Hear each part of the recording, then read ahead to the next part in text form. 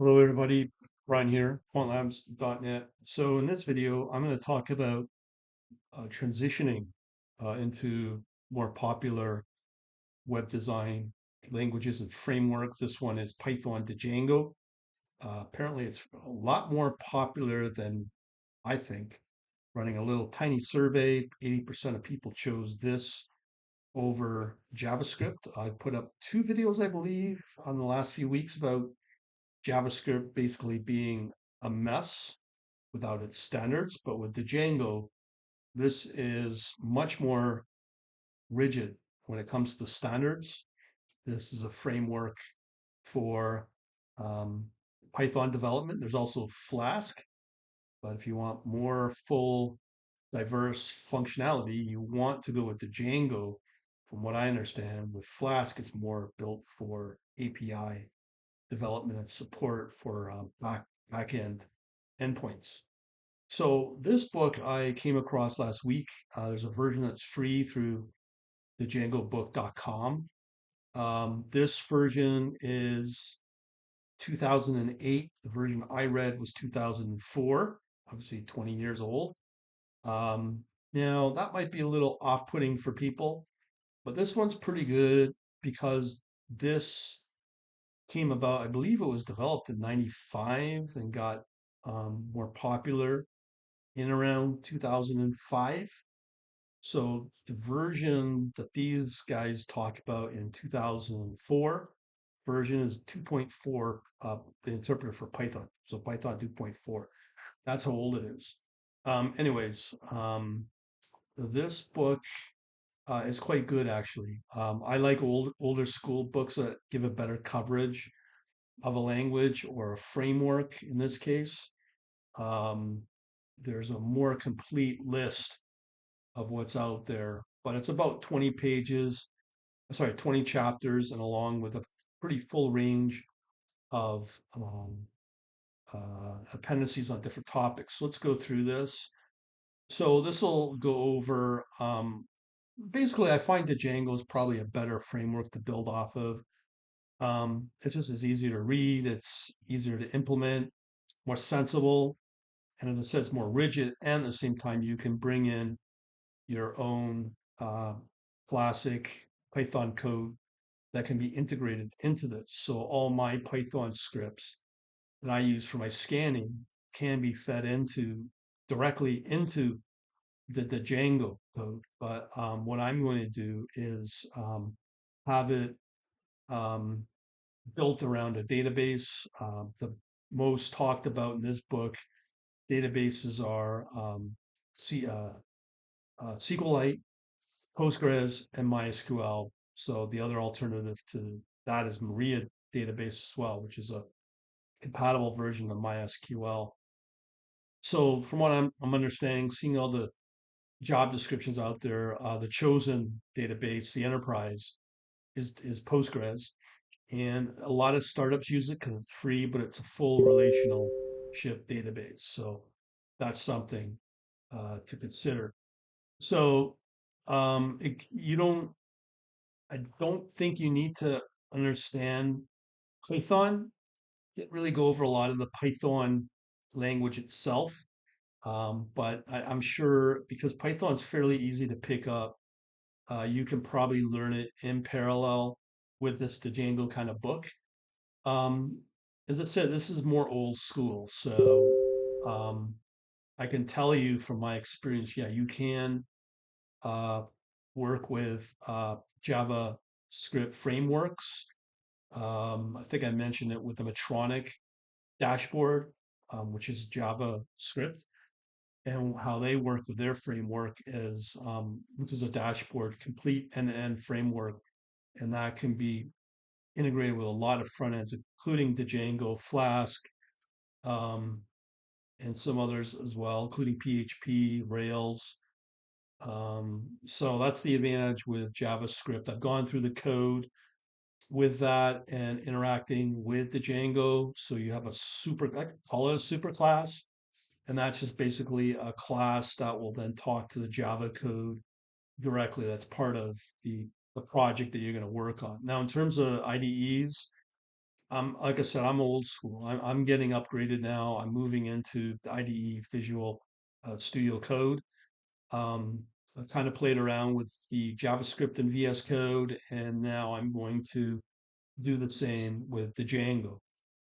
So in this actual book, the surprisingly powerful thing, I think there's some more modern template languages, the Django templates, so you can build um, your own HTML equivalent. But that's really designed for designers, UI designers, and then you code it up, and it's following the MVC, the model view controller, and then I think there was a model view template is the model or pattern for this book. Um, so I guess with the template language, that's what you'll use more of. I haven't seen that in the Metronic, so I have to look at that. But it's going to be an easier build using the Django than JavaScript itself. Something like I was originally going to look at with React, but just learning about the hodgepodge, basically hornet's nest that it brings, better just to stay with the Django. So obviously you can also work with database models as well as well, the databases I've mentioned. I think there's also it mentioned that there's now MS SQL as well as Oracle, the more commercial, and I'm sure there's a bunch of other ones up until now. My database choice out of the lot would be Redis, but they also mentioned that Memcache will definitely help speed up a lot of the in-memory database functionality. Also, something that's really good, I like a lot about the Django is the admin uh, uh, project, I guess, module package that comes out of box, and there's a lot of functionality you get out of box with the Django. This is one of them. You can actually extend it for basic modifying like log like features within the Django. Obviously, forms processing, another big one as well for any modern or any website. And as I said, it gets into more advanced chapters on views, routing with URL uh, um, configuration. And then there's a pretty good section in all this for generic views, extending the template link engine. And I noticed I would probably recommend you do this. Go on a website like Reddit, maybe a Python or the Django group, and see what other people are using in their projects. Now, I'm not talking about their own little hobby projects that I'm talking about. I'm talking about projects that are used in the wild, in the workspace that you will uh, find more popular ways of using the template, I guess, engine and follow suit with what's popular out there for jobs, especially if you want to get front of the line access. Um, with a lot of the jobs getting 500, 1,000 applicants per job now.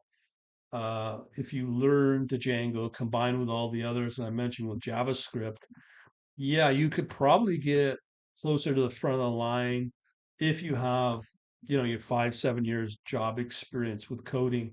If you're new, unfortunately, with the job market, that's just the way it is. People that are coming out as a junior or recent grad will probably end up, I hate saying this, but will end up working minimum wage in a startup. Hey, I did it in the last 2008 crisis. It's the way it is in the market.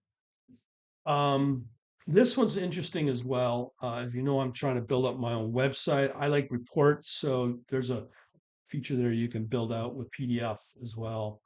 Again, default user generation security, caching with a memcache, the frameworks. This is an interesting one that goes specifically in a middleware. I'm sure if you look at job description, you'll see a lot of the middleware as well.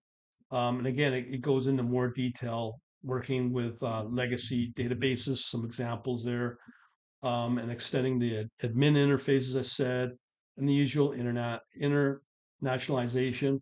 This is a key one right here for security. You got to be right up to date with the security because the hackers and all the script kiddies will always be farther ahead than the current day security, but they got some pretty good tips in there how to avoid getting your website, um, being vulnerable to potential attacks. Deploying to Django talks about all the different server types that web servers that you can use, like NGINX, Apache. Pretty good detail in there.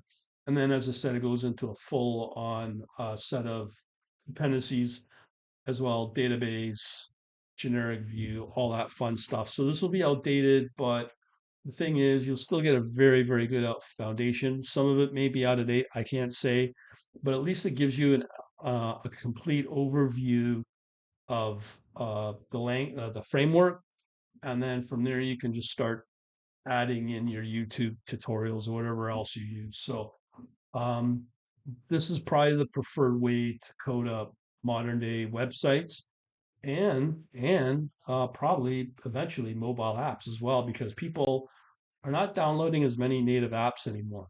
They're doing it all through the browser on their phone. So still trying to figure all that out. If it's Java, Script, React Native, that seems to be the option some people use for building out mobile editions of their websites. But I can't really say until I start digging into the Django and seeing what it offers as well. I have seen that there is a marketplace of templates as well, like purchaseable, like ones that you are they charge on things like Theme Forest. And as I said, one of the other examples I've used is Medtronic as well. It's the number one uh, dashboard, number one theme on themesforest.com, and Avato, ENVATO.com. So if you want to know more, join the newsletter mailing list at the bottom, quantlabs.net/books. Thanks for watching.